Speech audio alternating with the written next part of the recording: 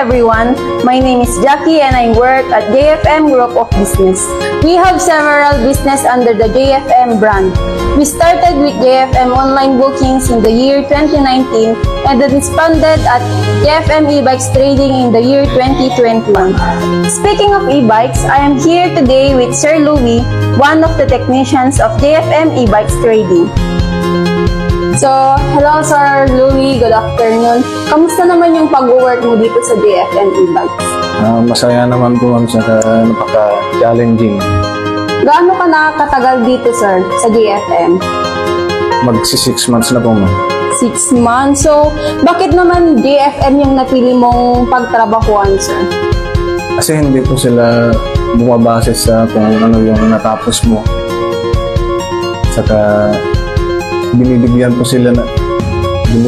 nila ang mga tao na makapagtrabaho. Wow, very nice sir. It shows that JFM practices inclusions and diversity, no sir? Yes ma'am, kasi hindi ko pa naramdaman na hindi po ako kabilang sa JFM kasi mababait po at mapagbigay ang mga empleyado.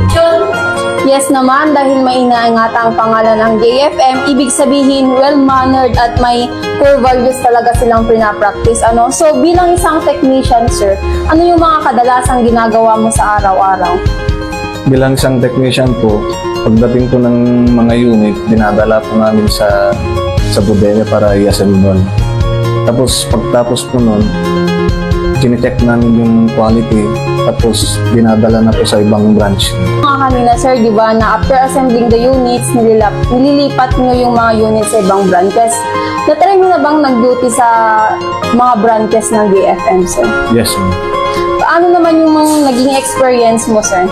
Since paiba-iba yung mga nakakasalamuha mo everyday. Okay naman po, mababait po naman ng mga nakakasama ko sa ibang branch. Saka tinutulungan po nila ako, nagko-cooperate naman kami. Bukod sa quality and affordable talaga yung mga e-bikes ng JFM sir, ano pa yung mabibigay ng JFM na wala sa iba?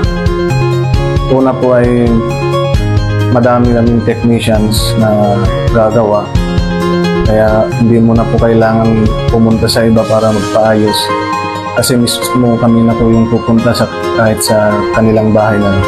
So speaking of service, sir, is it free po ba yung service na binibigay niyo sa mga customers? Yes po, free lifetime service po. Except sa mga piyesa na dapat palitan, may warranty naman po lahat. Ano naman yung mga sir, kadalasang sira na pinapagawa ng mga customers sa kanilang e-bikes? Karaniwan po yung mga battery, controller. Sabi mo kanina sir na kayo mismo yung pumupunta sa mga bahay ng customers. Ibig sabihin kahit saan dito sa Ilocos pinupuntahan niyo sir? Yes ma'am, kahit saan po pinupuntahan namin basta yung unit galing po sa JFM. Sir, ano pa yung may offer ng JFM sa mga customers natin? Sa tingin mo sir, ano yung mga yun? Hindi lang po kami nagsiservice.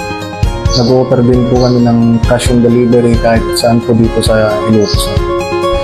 Paano naman kung surprise delivery sir? Yes ma'am, maski surprise delivery, may free balloons po at dedication card. Wow naman, yes talaga ang JFM. Ang generous talaga ng JFM, no sir? Kaya nga po ma'am, ano pang hinahanap nila? Lahat nandito na sa JFM. Kung lahat na sa JFM na, hindi ka ba nabibigatan sa trabaho mo dito, sir? Naku ma'am, hindi po kasi nag-enjoy naman po ako sa trabaho ko. Saka nagtutulungan-tulungan po naman po kami. So, ibig sabihin, nag-enjoy ka sa stay mo sa JFM? Yes ma'am, hindi ko nararamdaman yung pagod dahil masaya kami nagtatrabaho. Nax, and correct, if you enjoy what you do, it makes your works easier, ika nga, diba? So, any final words, sir, para sa mga gustong bumili ng e-bike? Sa mga gustong bumili po ng e-bike, visit lang po kayo sa mga 9 branches namin sa mga malapit po sa inyo. O kaya tawagan nyo na lang po yung number namin, pa-flash na lang namin dito. At kung may papaservice po kayo, hanapin nyo lang po ako. Louie at your service. Thank you so much, Sir Louie, for granting our request today. Yes ma'am, thank you po. Welcome po.